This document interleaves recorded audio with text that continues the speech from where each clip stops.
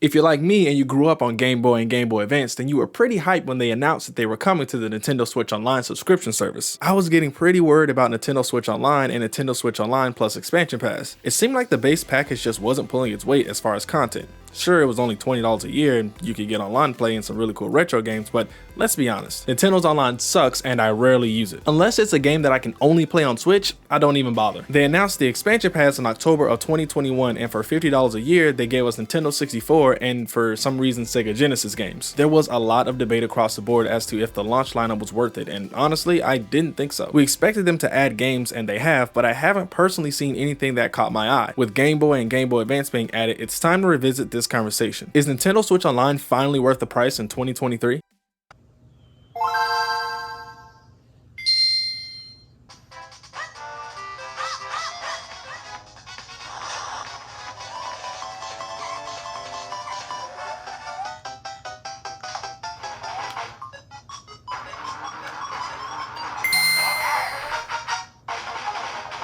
Hello world and all who inhabit it, it is I, the Great Saiyaran, and I know you're asking the same question I am. Nintendo Switch Online is a subscription service that used to be a no-brainer at $20 a year for some of the most iconic retro games. They started drip-feeding the content after the initial release, but there's only so many NES and SNES games that they could license out for this subscription service. I didn't really think that it made sense to add another tier more than double the price of the bottom tier when the bottom tier itself was very much lacking. It was a great value if you like retro games, but honestly, I'm married with 2 kids and I've never owned an NES or SNES. Those games really don't appeal to me and I'm in the Nintendo Switch target age range. N64 was announced and I was kinda hyped for Mario 64, but they never added it since we had just gotten it in a 3-pack with Galaxy and Sunshine, my personal favorite Mario game. It's hard to praise Nintendo for the pros of adding these cool new features without acknowledging the cons. There are benefits to NSO and they're obviously adding more, but we still need improvements, like with their online multiplayer. I will give Nintendo credit, the online has gotten much better. Initially it was a slugfest, often crashing in the middle of online matches, but it was free so there weren't too many complaints. They started charging for it, and even though it wasn't as much as PlayStation and Xbox's subscription services, the expectations still went way up. More than 4 years later, we still have skips and stutters, disconnections, long queue times, and the party system is just horrible. Most of the time, you have to be friends to party up with someone, so you have to add their long switch code to play a simple game of Mario Kart. Unless that specific game implements it themselves, there's not a way to just add someone's gamer tag and play them in a match. It's so cumbersome. Also, why the hell do I need a phone app to do voice chat? That's so inconvenient and archaic for a company that wants to charge me $70 for the next big title. Not only does the online generally stink, there aren't even enough games compelling enough to play online with. Excluding Splatoon 3 and maybe Pokemon, the overwhelming majority of Nintendo Switch games can be played and enjoyed to their fullest without online play. The games they make for online like Mario Strikers and Nintendo Switch Sports usually fall off due to a lack of content or just more bad online functionality. Like Mario Strikers can only be played with 2 players even though the game has 8 controllable characters. How hard could it be to put 8 people in one lobby? You do it with other games, Nintendo. Okay, rant over. Online sucks, but what about the other perks of Nintendo Switch Online? Nintendo does this weird thing where they give you the privilege of letting you spend more money. For instance, the Nintendo 64 Switch controller they made a while back could only be purchased if you had Nintendo Switch Online. This isn't the first time they've done this, but when you step back and actually realize what they're doing, it's pretty underwhelming. So far with Nintendo Switch Online, I get a subpar online experience and the ability to buy additional products to use with that subpar online experience. Oh boy!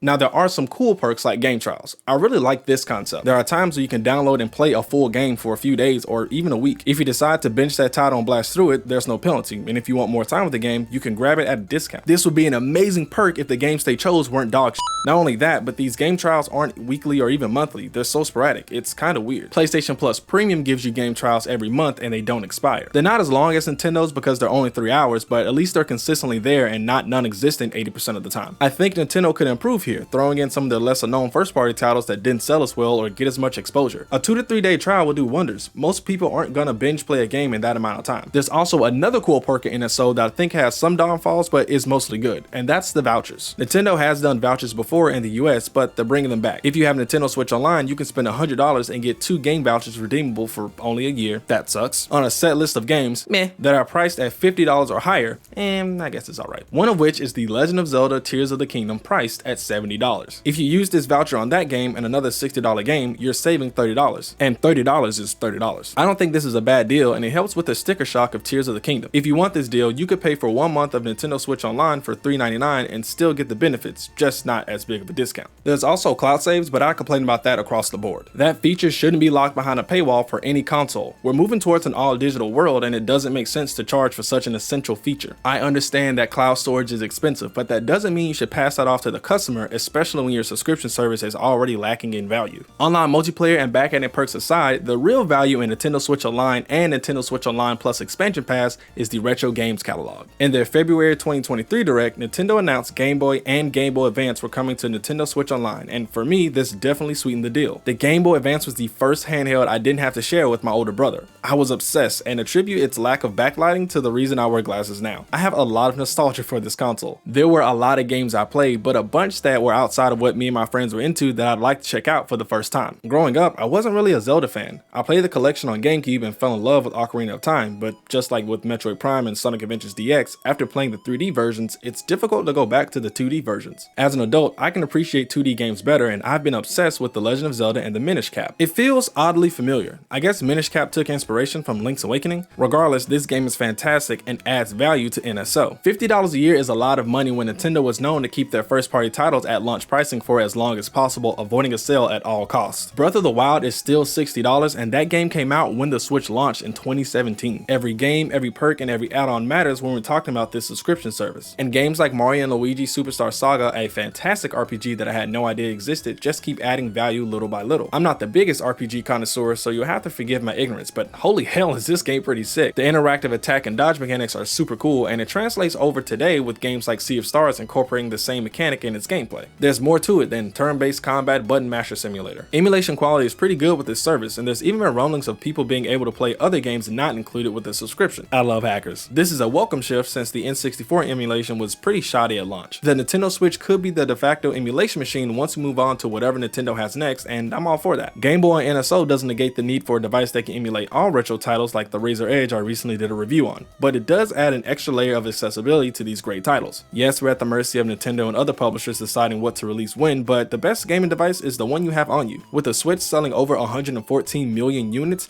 it's going to introduce a lot of people to these classic games. One of the most exciting parts about all this is what Nintendo could bring to the Game Boy and Game Boy Advance. The catalog is huge, and there are a lot of titles we haven't seen in a while, like Golden Sun. I have very vague but strong feelings for this game. I remember my brother letting me play a bit of this on his Game Boy Advance and thinking how amazing the game looked and sounded. I can't remember much more than that, but I'm excited to play it again when it drops later on the service. Other surprise drops could be Pokemon, because it's impossible to talk about the Game Boy and the Game Boy Advance without talking about Pokemon. Gen 3 was an amazing time to be a Pokemon fan. Ruby and Sapphire are my most played Pokemon games to this day, with Fire Red being an extremely close second. It's actually one of my go-to games whenever I get a new device to put a Game Boy emulator on. Pokemon Day is just around the corner, and with Pokemon Trading Card Game and Pokemon Stadium both confirmed by Nintendo to be coming to Nintendo Switch Online, it's very likely we'll get the OG Pokemon games. The only way I see them messing this up is if they're released and charged separately for these games. But after Scarlet and Violet, they f***ing owe us. I also really like the Mega Man Battle Network series, but we're getting a legacy collection of those from Capcom in April, so it's nice that they've been acknowledged and are getting a much needed facelift. One of my goals is to climb their new rank system implementation and participate in and maybe even host some tournaments live on this channel, so be sure to get subscribed. While it's fun to speculate what Nintendo could do, we have to give them props for what they've already done. Metroid, F-Zero, and Fire Emblem are all coming over, and that's amazing, but faulty online and lack of value add with NSO is pretty concerning. While this might not be the determining factor for you, for me, it's worth another 365 days to giving it a spin. I can't determine worth and value for you. If you grew up with these games, revisiting classic titles from your childhood might be worth grabbing another subscription in the ever-growing list. What do you think about Nintendo Switch Online? Are Game Boy and Game Boy Advance enough to upgrade you to the highest tier? Let me know down below. Be sure to like, comment, subscribe, all the good stuff, and I'll catch you in the next one. Peace.